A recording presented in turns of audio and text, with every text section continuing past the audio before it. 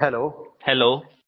मौलाना साहब, एक बहुत बड़ी खबर आई है बिल्कुल अभी अभी, जो मुफ्ती सलमान अजहरी हैं, उनको गिरफ्तार कर लिया गया है। कुछ बताओगे क्यों इनको गिरफ्तार किया गया है? जी, मुफ्ती सलमान अजहरी के ताल्लुक से इस वक्त जो खबर सामने आई है बड़ी ही अफसोसनाक है और गमगीन करने वाली है, जी। क्योंकि इनको पुलिस ने गिरफ्तार कर लिया है। जी। दरअसल जो इस खबर की जो हमने तहकीक की, जो अब तक चीजें सामने आई हैं, जी। 31 जनवरी को जी। गुजरात के जूनागढ़ में कोई कार्यक्रम था।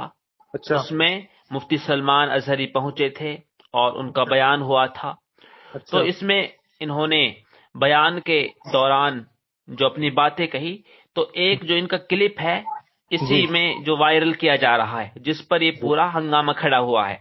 जी। जी। तो इसमें इन्होंने एक शेर कहा था, कुछ देर की खामोशी है, फिर शोर आएगा, आज कुत्तों का वक्त है, कल हमारा दौर आएगा। अच्छा, इसी बात के लिए इनको गिरफ्तार कर लिया गया है? दरअसल इस पर जो बीजेपी के राष्ट्रीय प्रवक्ता है सुधांशु त्रिवेदी, अच्छा। उन्होंने इस पर ट्वीट किया और जी। इनकी जो वीडियो की खास क्लिप थी, और इन्होंने जो कुत्ता जो इन्होंने कहा था यहाँ पर, इसमें अच्छा। ब्रैकेट में यानी हिंदुओं के खिलाफ, मतलब इस तरीके से कुत्ते को यानी हिंदुओं से इन्होंने ताबीर किया। यानी कि मतलब इन्होंने ये हिंदुओं के लिए कहा था, फिर उन्होंने अंदाजा लगाया कि ये हिंदुओं के लिए कह रहे हैं? दरअसल ये हिंदू शब्द सुधांशु त्रिवेदी ने जोड़ा है। अच्छा, मौलाना ने ऐसा कोई वर्ड नहीं कहा था इसमें? उन्होंने यानी हिंदू शब्द नहीं कहा है। अच्छा, इसी बात के लिए गिरफ्तारी हो गई? तो इसी बेस पर कि हिंदुओं के खिलाफ यानी नफरत फैला रहे हैं, अच्छा। तो इनको आज गिरफ्तार किया गया है। हालांकि अच्छा। मामला 31 जनवरी की जो इनकी तकरीर थी। अच्छा। तो अब इनके ऊपर गुजरात कौन कौन सी धाराएं लगाई हैं? गुजरात एटीएस ने इनको गिरफ्तार किया है अच्छा। मुंबई के घाट कोपर इलाके से। अच्छा, इनके ऊपर इसके धारा है? अलावा दो लोग और हैं, उनको भी साथ में गिरफ्तार किया गया है। अच्छा। इनके ऊपर जो धाराएं लगी हैं यह है 153A, अच्छा। इसके अलावा 505 और 108 और 114 है।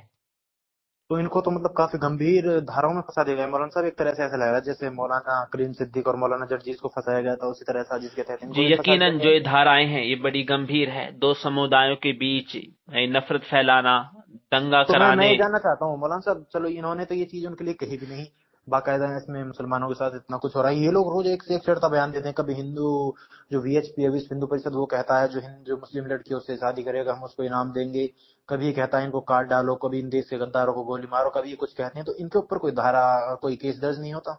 और मुसलमान अगर अपने उनके साथ जुल्म होता है उसके लिए भी वो कुछ दो वर्ड बोल देता है तो उसी के लिए उनको गिरफ्तार कर लिया जाता है? बहरहाल ये तो एक नेचुरल सी चीज है कि जो मुसलमान है उनके लिए जिस तरह के हालात दरपेश है मुल्क में, वो सबके जी। सामने है। जी। और यानी जो चीजें इन्होंने कही है, हालांकि इन्होंने हिंदू का जो लफ्ज है वो इस्तेमाल नहीं किया है, वही उसके तो, फिर भी आज बावजूद गिरफ्तार कर ली। सुधांशु त्रिवेदी ने खुद यहाँ पर हिंदू का जो लफ्ज है वो जोड़ा है, और जी। इसी बेस पर अब इनकी गिरफ्तारी हो गई है। जी। और अब आगे पता लगेगा कि क्या कुछ इसमें होता है, जी। क्योंकि जो मुफ्ती सलमान अजहरी है वो जी। वैसे तो किसी तारुफ के मोहताज नहीं है, जी। और जी। पिछले टाइम से काफी दिनों से वो बहुत ही खुलकर बेबाकी से अपनी बातों को रखते थे। जी। जी। तो यकीनन बिल्कुल। जो हुकूमत है और जो हिंदुत्व विचारधारा के लोग हैं उनकी जो नजरें हैं इन पर थी।